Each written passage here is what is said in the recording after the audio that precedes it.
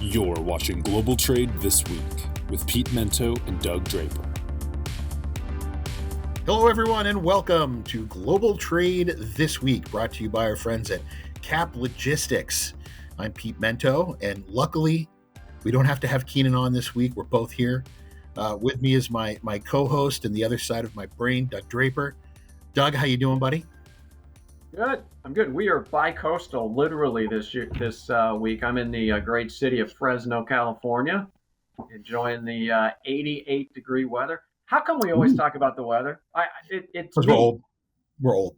Every time you got to talk about the weather wherever you are. Doug, I apologize to our audience on that one.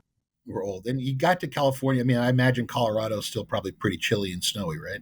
Yeah. It snowed a little bit up in Steamboat this past week, but you know what? It works out just fine. So it looks like you and I, switching gears to travel, looks like you and I are both traveling on Easter Sunday yesterday. Yep. I am in Summit, New Jersey, giving one of my clients an audit. So I had to fly out in order to make the meetings this morning. And I mean, it wasn't a big deal. I got to see my daughter in the morning. We had a lovely brunch. But I did have a lot of delays. I guess Newark Airport was down to one runway yesterday. It's all right, man. I got so many damn emails. You sit me anywhere for 10 minutes, I'm going to be trying to clear through them. It's just the way it is. But man, being stuck in an airport sucks. It really does. Yeah, I was taking the train. So I flew out of Denver, not Steamboat, and I'm taking the train in to the airport. And literally when I'm getting off at the airport, I get a text from the airline. We're flying in a crew and your flight is delayed 5.5 hours. Oh. And I'm like, okay, I got really no options here. So just hung out at the airport, ate some donuts, and just walked around, got my steps in. Were they special donuts, Doug? Yeah, for those that may know, it's Voodoo Donuts. Do you ever heard of Voodoo Donuts? I've heard of them. I see people traveling with their boxes sometimes. Like that's what your big deal they are. I've never had them though. Yeah, donut's a donut, but they're very proud of their donuts because it is incredibly expensive. But that may just be the airport too. Yeah, man, you're stuck there. You need a treat. You're going to spend $9 on a couple of donuts, I guess. Yeah, agreed. All right, man, let me get this thing started so we can keep rolling. My first topic is related to shocker, indirect with the tariffs, but we've talked a little bit about the U.S. ports and kind of what's at stake with the U.S. ports during all this craziness, right? I think you've seen it probably more so than I have. I'm on the warehousing side, obviously. You're in the forwarding, so you're at the front line. But this massive flood that's come in, and now the TEU bookings are dramatically down, right? I think that we've spoken about patience panic's more costly than patience. You've said that. I've said that before. So I think people are just like, we're not sure what's going to happen. Things pivot on a dime related to this topic. But I think you're going to see bookings just slowly decrease, right? The other thing I think, Pete's going to decrease is, the ports of call, right? They're just going to basically say, it's the same thing that happened in the past, right? Okay, we're just going to cut down our vessels. We're going to blank sail, and we're just going to roll into the big ports, the LAs, the Oaklands, the Houstons, and the New Yorks, which will impact transit, right? You only have so many choices to come into the U.S. It's going to be limited, so I think that's going to be problematic. And then the increased pressure on the port finances is something that I was reading about the other day, right? So, and I almost say, break out the contract for the new union negotiations and the contract that was signed last year. But if you don't have as many vessels coming in because there's not as many imports, all the funds generated at the port are going to go down. So, how's that going to impact the support around not only the physical labor through the unions, but everything else that's tied into the port on the domestic side, right? I think that there's going to be some issues there, but LA and Long Beach still America's gateway, right? So I think that they are kind of the most exposed, but I think they're going to be now that I think about that, Pete, I was going to say they were most exposed, but it's the mothership, right? I mean, like I said, it's the gateway into America related to ports. So it will go down, but maybe the reroutes and the blank sailings will happen at other ports and just get the stuff into LA and Long Beach. But it's going to be interesting because this is a supply chain and this is global trade. And so everybody talks about the tariffs and in the front half of this supply chain. But the back half, when it hits the port and then moves into a domestic mode, is going to be impacted as well. But we won't be talking about that, or at least the news media won't be talking about that for several more weeks. So I don't know. What's your take on the port situation as bookings just start to plummet? Fascinated by it, Doug. So a friend of the show, Pete Tershwell at the Journal of Commerce, put up a wonderful tweet, or whatever we're calling him on LinkedIn, where he said that bookings appear to be down about 50%. That's huge. That's huge, right? So he also mentioned that a lot of the empties are just sitting here. They're just sitting here with nothing going in them, and that's going to be a problem too. A lot of the carriers apparently have shifted their capacity to Southeast Asia and other places not affected by the tariffs, and it is affecting capacity even for people who want to ship out of China right now.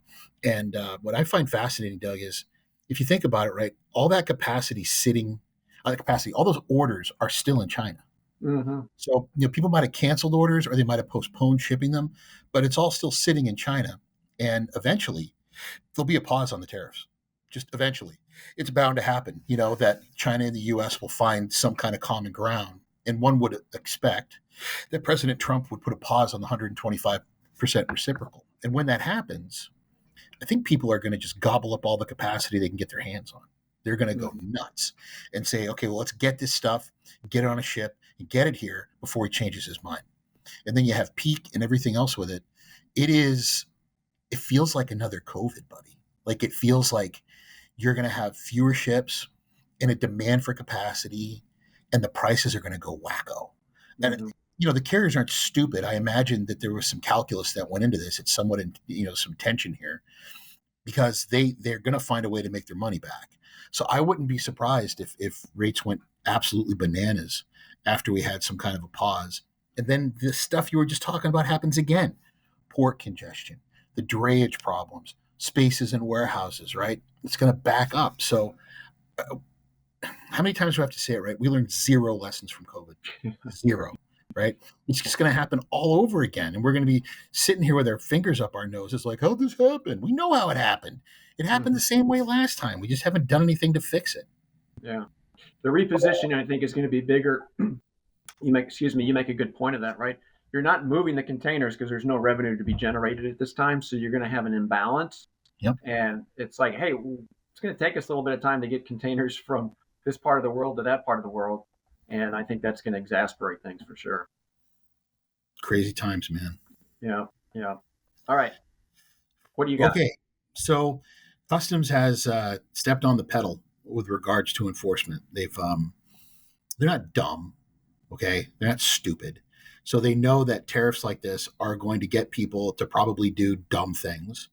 And also it's going to highlight the dumb things they've been doing anyway.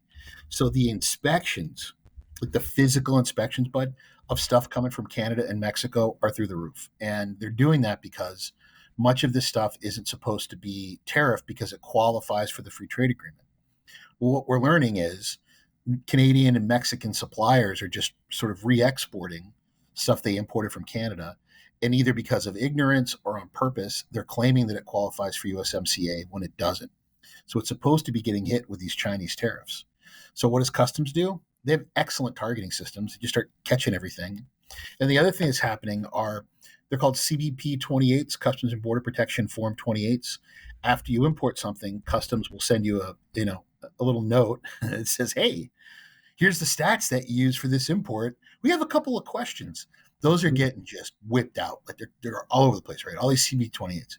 And it's for things like classification. So you imported the same thing all the time from this foreign supplier, and the same value, the same weight, the same piece count, same description. All of a sudden, out of nowhere, your harmonized tariff code changed from this to that. I wonder if you're trying to avoid the tariffs. They're not dumb. They're not dumb at all. Or I love this one too. You were importing everything up until a couple of weeks ago from this supplier in China. Now all of a sudden, you've got a supplier in Vietnam or Cambodia who's exporting the exact same thing, same Mhm. value. Come on, man, right? So, I've done a couple of the webinars the last couple of weeks, and I just keep telling people they're not dumb. Customs isn't dumb. They've heightened enforcement. They're looking for it. They really, really want to catch you. Why would you make it worse by tempting them by doing something so blatantly and obviously trying to get around the rules? Doug, Mhm. it's a tough time to be an importer between the tariffs, the increases in inspection and investigation, and really customs attitude that they're not going to get played like punks over this. They're going to catch you if you're doing something stupid. Mhm. Yeah, and I think that the resources available will have some of that process on the front end, right? You just spoke about forms that get sent out on the back end, but hey, what normally took 2 or 3 days to move it to a CES, and hey, we're kind of backed up, so we'll get to that in 10, 12, 14 days, and then and talk about charges that start ranking up, right? It's just incredible. And then the last thing that I'll comment on this one is that on the warehousing side, everybody and their dog is trying to figure out where's a bonded facility or who has an FTZ. And so to try to find a port in a storm is just non-existent. I mean, Yeah. I've heard of stories that people are getting $100, $125 per pallet per month in some of these locations. So it's my point is all that space is getting gobbled up. So it's just where do we put this stuff when we want to inspect it? Because the traditional holding areas are just jam packed, and so just another situation, like you said, if you're an importer nowadays, man, you're getting hit left and right. We learned nothing, Doug. We learned nothing. Hmm. Yeah. So well, what we can learn today, Pete, is some fun banter on our halftime, which is brought to us by Cap Logistics. As you said at the beginning of the show, they're big supporters. We wouldn't be here without them. So I want to say thanks to Cap Logistics. So, what do you got on your halftime agenda for today? So my daughter calls me in a panic on Friday and says, "Dad, did you hear? The new Nintendo Switch 2 has been delayed. We're not going to get it for like extra months, and it's all because of these dumb tariffs." And then I said, "Okay, what's a Switch? I know what Nintendo is, but what's a Switch?" She said, "Remember you had to go find me that gaming system forever ago?" And I said, "Yeah." And she goes, "Well, the new version's coming out. And here's what sucks, Dad. Like all the new games will only play on the new version. So if Mm. you don't have the new Switch, you can't play the new games. And my friends and I want to play Mario Kart." And it was sort of like when I talked to her about my job. I understood maybe like 5% of what she said. I'm like, "Okay, so what's the problem?" "Well, I wanted to pre-order one and I've been saving my money for it. And now they're saying it's not going to happen for months and there's going to be delays on shipments. And even if you get one, you might not get it till the fall. This sucks." I was like, "Yeah, I guess it does. I mean, can't you go to the arcade?" "Dad, what are you, like 1,000? We don't go to the arcade anymore and play games." It's like, oh. So it got me thinking, like, I don't have a game console now, Doug. I don't trust myself with one. I have far too much going on. I have too much work to do. I don't have time for games. But when I was young, I loved them. I really, really loved them. And I remember well going to the arcade with my buddy Sean, and this was even in high school. We'd spend hours in rolls and rolls of quarters playing particular video games. So my question, Doug, is did you have a home game system? And if you did, what did you play on it? And then Yeah. when you went to the arcades, what was your go-to game? Yeah. So, yes, I did have a console, and it was Intellivision, if you ever Oh remember yeah, that one.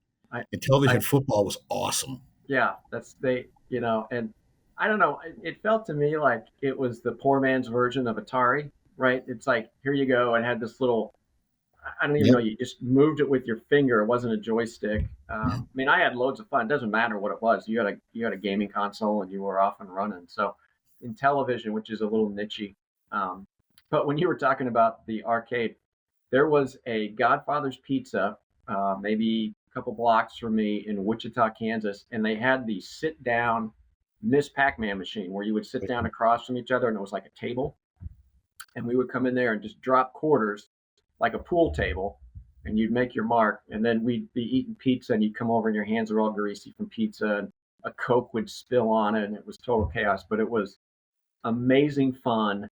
And we would sit there for hours. And then the other one that was a stand-up version was Defender. Remember that Oh, one? I love that game. It's hard though. Yeah. Defender was hard. Yeah. Yeah. So those are And the two. I feel like we've talked about this one before, but for me, my go-to games were Battlezone, the tank one, where you had the two joysticks. I loved Yeah. that. I loved Galaga and Galaxia, I think was the other one. I love those. And any of the fighting games. So like Karate Fighter, that was a fun one where you had the two joysticks to do the moves. But I too loved Pac-Man, and I can remember being in the car with my mom, and the song "Pac-Man Fever" came on the radio. Yeah. That's how big Pac-Man was. That a song about it like made the top 40. We were all going crazy for Pac-Man. My first console that I ever got, I had an Atari, the 1500, right? That we played Pitfall and Space Invaders and all that stuff. But then I got a Vectrex, which was all one system together. That was not a very good gaming system. But then I do remember very well in college, and I wonder if you had this too, the Nintendo 64 or whatever it was, the Nintendo machine. We would play Tecmo Bowl and drink beer. So Tecmo Bowl was like a football game, and you always wanted to be the Oakland Raiders because you got Bo Jackson. But it was so much fun, and we would drink beer. And you look at the graphics now, dude. It's like watching a video game of an actual football game.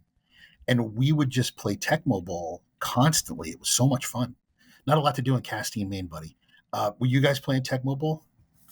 Not to that level. I know of it, but no, not. I guess the answer is no. I didn't. I know of the game, but we didn't. We didn't roll up and drink beer. We're usually at the bars with our fake IDs. Do you play any games now? No, no, I don't. I don't play. I haven't played games forever. I probably haven't played games since I was 14. Wow. Yeah, I just know I can't do it, Doug. If I get them, I'll get sucked in, and then I won't get anything done. So I don't let myself up. Keenan's probably like fired up for the new Grand Theft Auto, whatever the hell it is, or something, saving up all of his paper route money so he can buy it with his Christmas money when it comes He's up. probably playing video games right now. Probably, yeah. He's not doing any of the actual producing. He's on his phone playing Candy Crush or whatever the kids do these days. Yeah, yeah. So. All right, Doug, what's your halftime? My halftime is the Boston Marathon. Right, I saw that was happening today. I've never ran a marathon. I don't really have any interest to run a marathon, but Boston is if not the biggest one, right, or the most prestigious. It's definitely up there. I think Chicago is a big one. Obviously, New York and I think Germany and maybe Tokyo are some other big ones. But to me, Boston Marathon is the creme de la creme. But I didn't realize that you need to have a qualifying time. And you're not messing around. These things are fast. And I looked right before the show here. In the key demographic, which is like the key age group, which is like 18 to 35 or something. You got to run that thing in like 3 hours, right? And the same age range for females is like 3 hours and 30 minutes. Now, to me, that seems pretty fast. You can kind of just multiply 3 by 60 divided by 26.2, and that's a pretty fast freaking mile of running. So I didn't realize there was a time, and maybe there's other ones that have a time requirement. But so my take to you, Pete, because you're up in that neck of the woods, do Bostonians just think they're better than everybody else related to the Boston Marathon, and they have this time qualification? No, that's not it at all, buddy. Marathon Day in Boston, it's right now. It's like the best day to be in town because the race gets off, and then there's usually a Red Sox game that starts at about 11:30. So everybody goes to Fenway, and they're hanging around that area. It used to be called Yawkey Way in Lansdowne. I don't know what they changed the name to, but all the bars are open. It's a day off for a lot of people. So that day is actually Evacuation Day in Boston. That's the day that George Washington kicked the English out of Boston. So it's a state holiday. Schools are closed, and Wow. you'll go to the baseball game, and then when the baseball game's done, you walk to the finish line and you cheer people on. And then if you're lucky, and this hasn't happened in a while, you'll get either a Bruins or a Celtics game, a playoff game that night. So it's just like an awesome sports day, and I really do love it. I know that there's a lot of people who run that don't have to qualify, but I think for that you have to raise like a lot of money for charity. So there's a lot Okay. of people who raise just like there'll be a team of people raise like, whatever, 25, 100 grand, whatever, and then they get to run it. But do we think we're better than everyone? There might be those that do, but I think it's more about the fact that that particular day is just full of celebration in Boston. It's a lot of fun. I can remember being in my 20s and taking that day off, and just it was a drunken blackout brawl of beer and sports, and all your friends are out. It was usually like the first really nice day that we'd had for baseball. So there were other games, but it was cold. But usually Patriots Day, it was kind of warm, and you're already absolutely trashed by around lunchtime, and there'll be live music, people everywhere. It was just such a fun day, Doug. I loved it. Hmm. Nice. All right. Well, I didn't realize such a big deal out there, and it's good to know that Bostonians don't think that they're better than everybody else because that surprises me. Well, the Bostonians have an inferiority complex to New York, but like, that's why we hate each other so much. It just really comes down to New York's like the really big, awesome town. We're pretty cool too, and as you know, I deeply prefer Boston to pretty much any other city but New Orleans. So Hmm. I'm a big fan, pal. Big fan. Yeah. Good. Good. All right. Well, that was brought to us by Cap Logistics, right? A little video games, a little running, and of course, we got to bring in alcohol and getting drunk, right? That's usually par for the course. So Yeah, yeah. good. All right. Let me jump into my next one. This is pretty quick, and then we can end up with your final one. But what we're starting to see in the news is I don't know if it's an unintended consequence, but it certainly is a consequence where companies are starting to lay people off, right? The whole job situation. Um, the auto industry is starting to be impacted. Volvo just this morning said they're laying off 800 people. Mack Trucks is several hundred. Stellantis, Boeing is losing a big client. China, right? I think there was a flight that was actually turned around where they didn't accept the delivery. There was a steel plant in Canada that was starting to lay some folks off, and you know, don't even forget about footwear, apparel, things of that nature, right? I mean, VF Corporation's here in Colorado, and their stock is just getting hammered, right? And if you're not importing, and sales are dropping, then people are going to be following suit, and there's going to be layoffs. So I think we're going to start seeing more of that, which may go to the narrative of what's happening here. But yeah, I think we're going to start seeing more and more and more because if you're trying to reduce cost and you need to do something immediately, you can't fire to get profitable, right? That's a bad play for a business, right? You can't fire yourself to profitability. But I think we're going to see more and more of these, and once they're gone, it's hard to bring them back, right? In the sense that, well, we were able to survive without 500 people doing this. We can now do it with 300 people. So I think that's going to be something we're going to see more and more of. Is just the layoffs.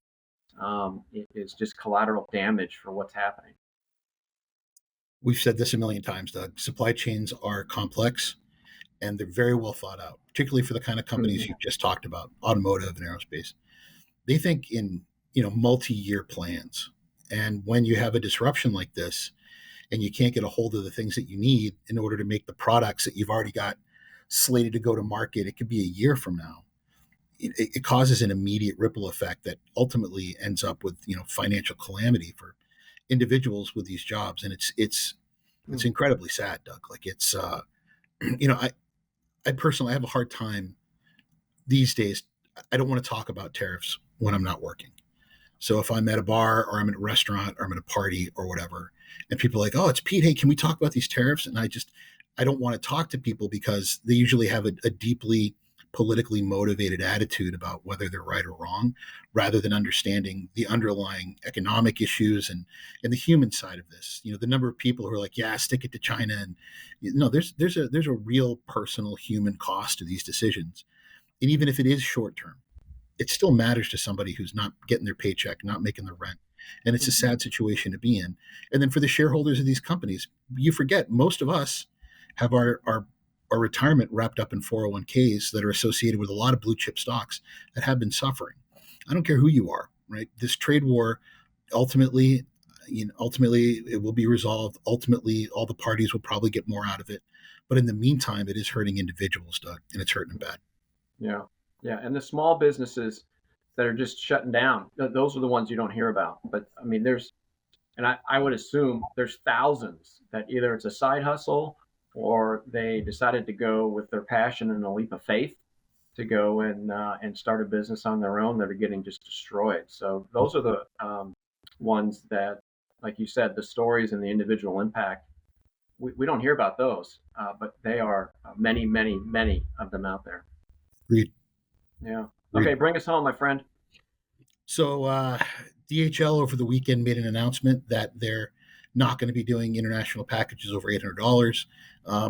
There's many facets to this. A lot of it has to do with the end of de minimis. You have international postal services that are no longer calling on the United States because next month in June, there's going to be significant impact on fees that will be brought in on commercial shipments. These are strategic decisions that are being made by transportation services in order to avoid this chasm that they see coming and the complications of actually doing the work.